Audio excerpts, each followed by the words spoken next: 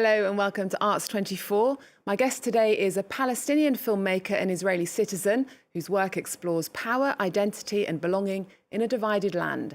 Scandar Copti's new film, Happy Holidays, is set in Haifa and follows 4 interwoven stories of Palestinian Christians and Jewish Israelis as they navigate love, family and control in a militarized patriarchal society.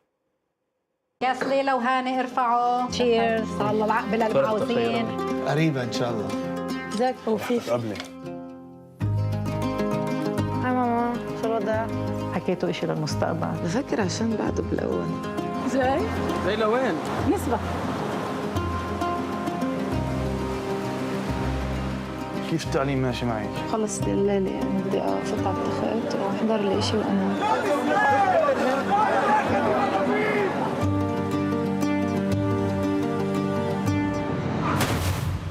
فيفي؟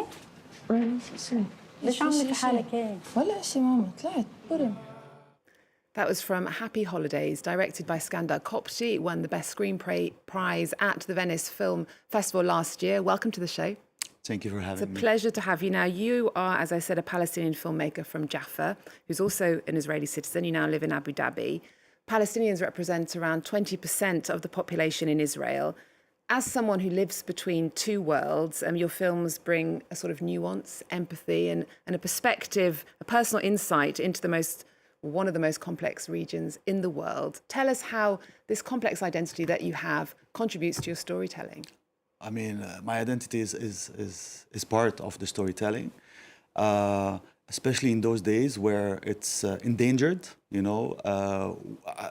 Physically, our existence is under a lot of danger, but also our identity, and I cannot disconnect what I've been through, on a daily basis from what I am. It's only because I'm Palestinian that I'm put in this situation. Otherwise, I will be making films about, my midlife crisis. Okay, well, Happy Holidays, as we saw in the clip, begins with a car crash involving a young Palestinian woman called Fifi. But it does expand into this web of intersecting lives across Arab and Jewish families in Haifa. It's in 4 chapters, but every chapter is told from the perspective of a woman, Palestinian and Israeli. Why did you choose to focus on female voices? Mm-hmm.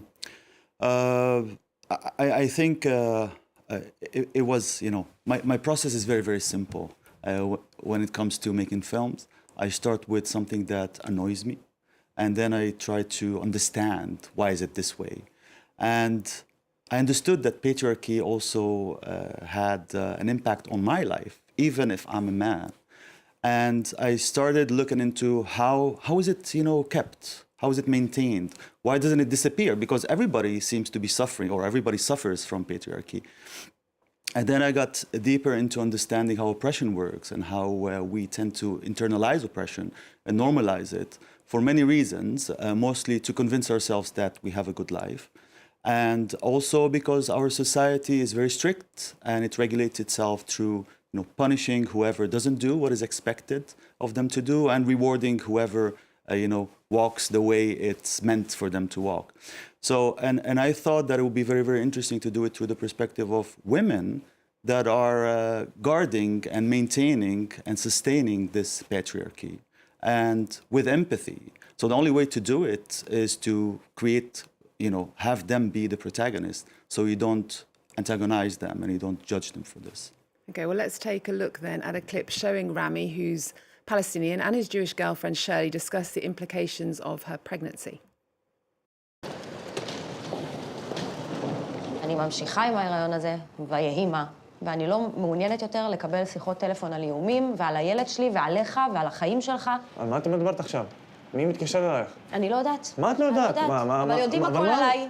יודעים שאני בהיריון, מאיימים על החיים שלך. מה, עכשיו את כאילו מסתלבט עליי? לא. מי יודע? למה שאני מסתלבט? אני לא אמרתי לאף אחד.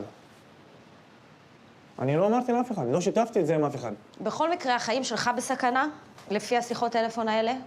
אני מעדיפה שכרגע פשוט נהיה רחוקים לטובתנו, לטובת כולם. So there they're talking about both being threatened and both being menaced. You've said that the oppression of women in your community mirrors the way Israeli society rationalizes the occupation. Both are systems that people internalize. Talk to us a bit more about that.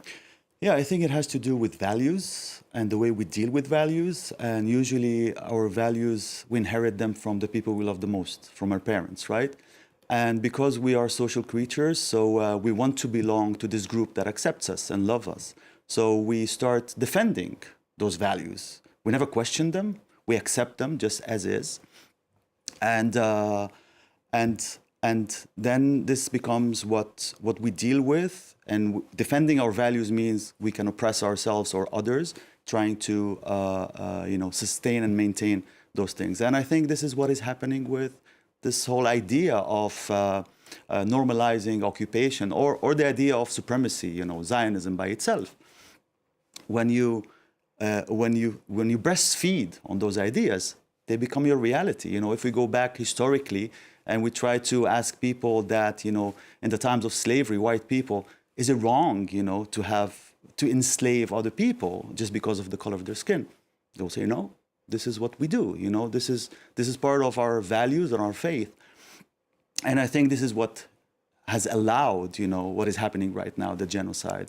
Because nobody's questioning all those values, all this like hierarchy and whose life is important and whose life is not. And the same thing happens, with patriarchy on the Palestinian side. So it's the same mechanism, if we want to look into it.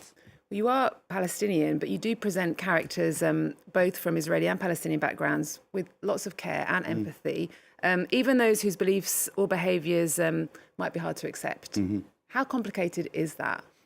How complicated is a filmmaker? Yeah. It's not complicated, because I truly believe that people or human beings are good by their essence, but they are stuck or put in a corrupt system that molds them to become what they are right now. So for me, it's very, very important when I write a character to be convinced that I love and respect this character. So I even choose names of friends.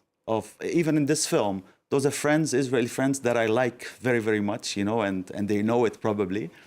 And then the idea is, again, not to, create some resistance from the audience. I'm not making this film just because I like cinema. I'm making this film to try to provoke some thought, and also for Israelis. And I want to put a mirror in front of people, to have them watch it and ask questions. So if you create evil characters or villains, the target audience will push the film away, and then I've done nothing.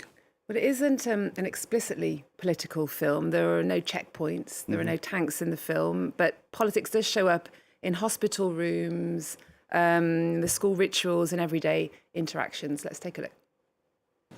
סתם איזה רגשות זה יכול לעורר בנו? פחד. פחד. לחץ. חרדה אולי. חרדה, נכון. בלבול. ובעצם לרוב מצב חירום יקרה בזמן שאנחנו לא מוכנים אליו בהכרח. מה קרה פה? שריפה. שריפה, אוקיי. בתמונה הבאה, מה קרה? אולי רעידת אדמה. אוקיי, אני אגלה לכם סוד, כל התמונות שראיתם עד עכשיו, זה בעצם קרה על ידי טיל.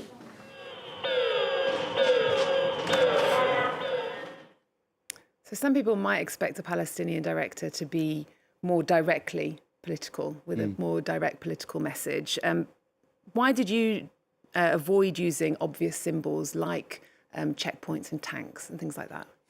First of all, because it doesn't serve the story, right? The story happens in Haifa and there are no checkpoints in Haifa. But as you said earlier, the occupation, the apartheid, the racist laws, they're there, They're not on the nose, they're not direct, but the way people behave, I hope that people will research, after watching the film, will go back and just research, why is it this way? Why do we have to indoctrinate little children at the age of 4? There's another scene that we didn't see. It's a documentary scene of a classroom of 4 or 5-year-old kids where they're being basically indoctrinated to become soldiers when they turn 18. Why do we need this? And these are all the questions that the film is asking. And I think when you're too direct, it stops being cinematic, right? It becomes an essay or it becomes a news piece. I think it's worth saying that the film was made before October 7th and the war in Gaza. Since then, many artists have chosen sides or they're choosing silence.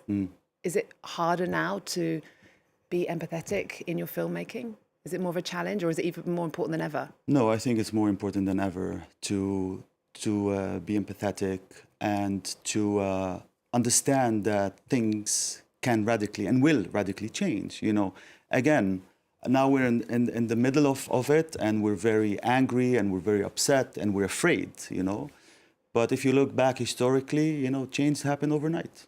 I mentioned earlier on slavery. Overnight, this is like it ended, you know. And then the next day, if you would ask people, was it all right to enslave other people? They would say, no, it was wrong. This is why we stopped it. Same with, you know, South Africa apartheid. Suddenly, the apartheid was a bad thing. So I truly believe in radical change, but I also feel that artists have the responsibility to, you know, voice what they feel and be on the right side of history. Okay, Scandar, we're running out of time, but we always end our shows with our guests' cultural pick of the moment. You've chosen a devastating documentary about Gazan photojournalist Fatma Hassouna, which is called Put Your Soul on Your Hand and Walk. And Fatma has since been killed by an airstrike. Tell us why you've chosen to highlight this film. For many reasons, also because I don't feel that media in general is talking about, you know, the 270 journalists or media workers that were murdered, basically, for their job, the job that they're doing. And also this film is very close to me because Fatma Hassouna is a refugee. Her family is a refugee from Jaffa. The Hassouna family still exists partially in Jaffa. And for me, as soon as I heard her family name, even before watching the film, I felt some connection with her. Obviously, I know her work. And also it's a devastating film. It's very, very simple. It's conversation on a phone, on a video call. It really brings, you know, the reality, the devastating reality that people are going through in everyday life. Okay, Scandar Copti, thank you so much for coming in to talk to us. Your film, Happy Holidays, is out in France at the beginning of September. Thank you so much for watching. See you next time. Where are you now? I'm Gaza. This is my neighborhood. No one live here or there. When the war started on October 7th, I was traveling around the world, presenting my last film that talks about a war I've personally experienced as a teenager in Iran. Instead, I started filming Palestinian refugees who were just arriving from Gaza.